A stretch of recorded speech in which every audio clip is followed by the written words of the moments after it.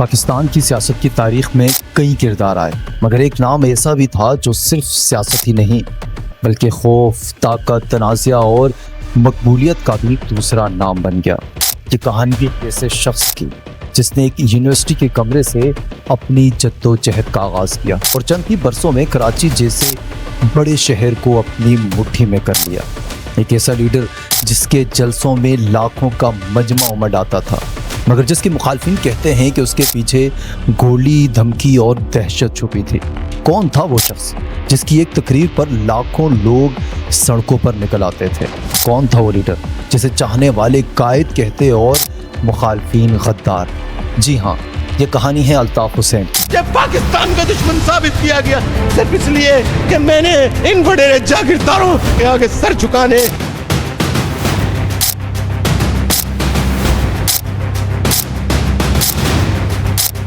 ایک ایسا نام جس نے پاکستان کی سیاست کو ہلا کر رکھ دیا، ایک ایسا کردار جس کی گرد طاقت، تشدد، سیاست، دشمنی اور سازشوں کا جال بنا گیا۔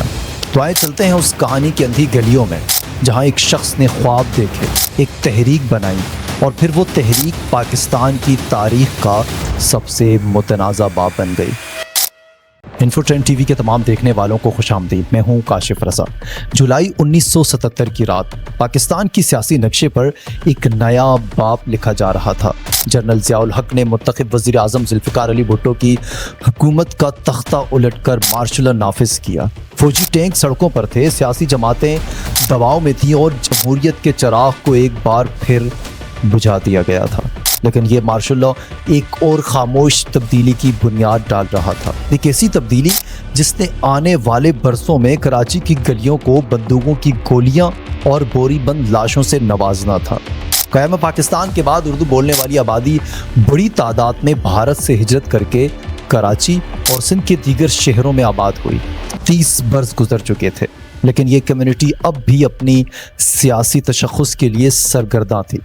ذوالفقار علی بھٹو کے دور میں نافذ کیے جانے والا کوٹا سسٹم ان کے زخموں پر نمک چھڑکنے کے مترادف تھا۔ اسی سسٹم کے تحت سرکاری ملازمتوں اور تعلیمی اداروں میں داخلے میرٹ پر نہیں بلکہ رہائشی بنیادوں پر ملنے لگے تھے۔ اس کا مطلب یہ تھا کہ شہری سندھ کے نوجوان چاہے وہ کتنے ہی قابل کیوں نہ ہو، صرف اس لیے پیچھے رہ جاتے کہ وہ کراچی یا پھر حیدرآباد جیسے بڑے شہروں سے ان کا تعلق تھا۔ یہ وہ دور تھا جب اردو بولنے والے شہری نوجوانوں کے دلوں میں یہ احساس قائم ہو چکا تھا کہ ان کی کوئی آواز نہیں، ان کا کوئی قائد نہیں، ان کا کوئی لیڈر نہیں۔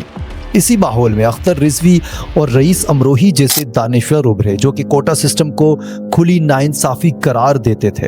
یہ وہ لوگ تھے جنہوں نے شہری نوجوانوں کو یہ خیال دیا کہ انہیں اپنی الگ نمائندہ جماعت بنانی چاہیے۔ یہی بیچ آگے چل کر APMSO اور پھر MQM کی شکل میں تناور درخت بننے والا تھا۔ یہ کہانی اس نوجوان سے جڑی ہے جس کا نام آنے والے وقتوں میں کراچی کی سیاست کا سب سے بڑا استعارہ بن چکا تھا۔ 17 ستمبر 1953 کو کراچی میں پیدا ہونے والے الطاف حسین نے تعلیم عزیز آباد کے کیمبری ہائی اسکول سے حاصل کی۔ 1970-71 میں انہوں نے نیشنل سروس کیڈٹ اسکول میں فوجی تربیت حاصل کی اور کچھ عرصہ بلوچ ریجیمنٹ میں بھی شامل رہے۔ دلچسپ بات یہ ہے کہ الطاف حسین ڈاکٹر بننا چاہتے تھے، مگر 1974 میں میڈیکل کالج میں داخلہ نہ ملنے پر ان کا خواب ادھورا رہ گیا۔ وہ اسلامیہ سائنس کالج سے مائکرو بایولوجی میں ہی SC کرنے کے بعد کراچی یونیورسٹی کے فارمیسی ڈپارٹمنٹ میں داخل ہوئے اور یہی وہ جگہ تھی جہاں ان کی زندگی کا رخ بدلنے والا تھا۔ 11 جون 1978 کو کراچی یونیورسٹی میں الطاف حسین اور ان کے چند ساتھیوں نے آل پاکستان مہاجر اسٹوڈنٹ آرگنائزیشن یعنی کہ APMSO قائم کی۔ یہ محض ایک طلبہ تنظیم نہیں تھی بلکہ شہری سندھ کی محرومیوں کی ایک سیاسی ترجمان تھی۔ APMSO نے تعلیمی اداروں میں قدم رکھا تو وہاں پہلے سے ہی ایک مضبوط قوت موجود تھی، اسلامی جمعیت طلبہ۔ یہ جماعت اسلامی کی طلبہ تنظیم تھی اور تعلیمی اداروں پر اس کی اجارہ داری قائم تھی۔ APMSO کے قیام کے فوراً بعد جمعیت نے سخت مخالفت شروع کر دی۔ یہ مخالفت صرف نظریاتی نہیں تھی بلکہ براہ راست تشدد کی شکل اختیار کر گئی۔ خود الطاف حسین کئی بار جمعیت کے حملوں کا نشانہ بنے، لیکن یہ بھی حقیقت ہے کہ ہر حملہ، ہر مار پیٹ، ہر دھمکی کے بعد الطاف حسین کے ساتھیوں کا حوصلہ کم ہونے کے بجائے مزید بڑھتا چلا گیا۔ 1981 میں جب جمعیت نے ان کی تنظیم کو زبردستی تعلیمی اداروں سے بے دخل کیا تو اے پی ایم ایس او نے ایک فیصلہ کن قدم اٹھایا، اپنی سرگرمیاں شہری علاقوں میں منتقل کرنا شروع کی۔ یہ وہ فیصلہ تھا جو الگ موڑ ثابت ہوا، جس نے کراچی کی سیاست کو ہمیشہ کے لیے بدل کر رکھ دیا۔ شہری علاقوں میں اے پی ایم ایس او کا پہلا یونٹ لانڈھی میں قائم کیا گیا۔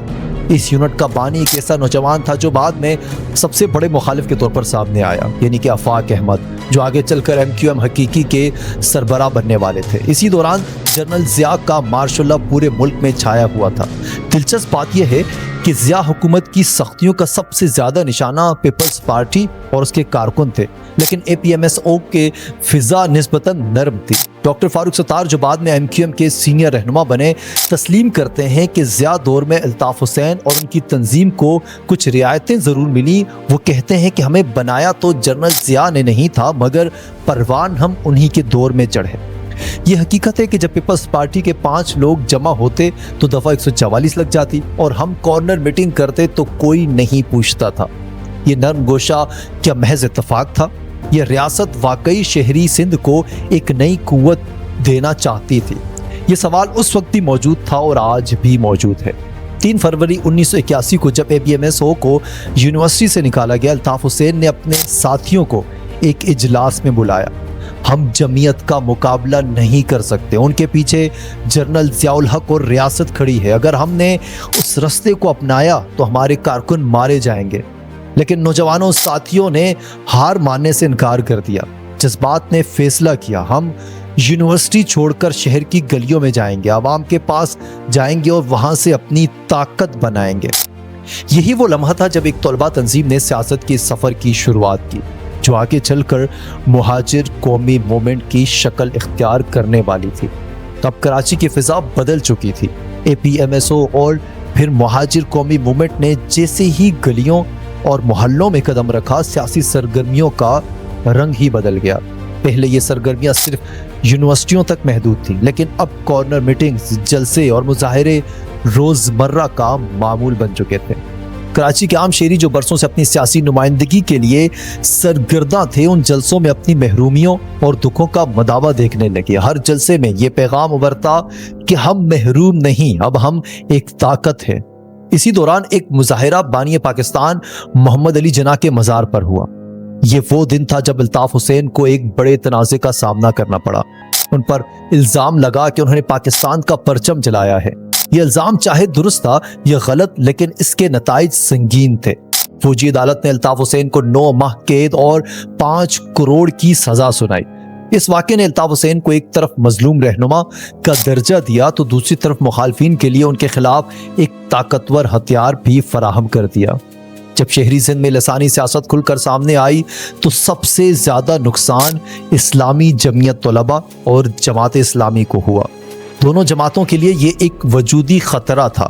یوں ایک الگ وار شروع ہوئی، یعنی کہ علاقے پر قبضے کی جنگ۔ محلے محلے تقسیم ہونے لگے، بینرز لگنے لگے اور ایک نئی سیاسی کشمکش جنم لینے والی تھی۔ یہ وہ وقت تھا جب کراچی کا اس دن مکمل طور پر متزلزل ہوا۔ سوراب گوٹ کے علاقے میں جو پشتون اکثریتی آبادی رکھتا تھا، منشیات فروشوں کے خلاف آپریشن کیا گیا، لیکن اس آپریشن کے بعد اچانک علی گڑھ اور قصبہ کالونی جو مہاجر اکثریتی علاقے تھے، مسلح حملے شروع ہوئے، درجنوں لوگ مارے گئے۔ یہ پرتشدد واقعات کراچی کی تاریخ کا ایک سیاہ باب ہے۔ انہیں سوراب گوٹ آپریشن کا رد عمل قرار دیا گیا، لیکن آج تک یہ بحث جاری ہے کہ ان کے پیچھے اصل ہاتھ کس کا تھا۔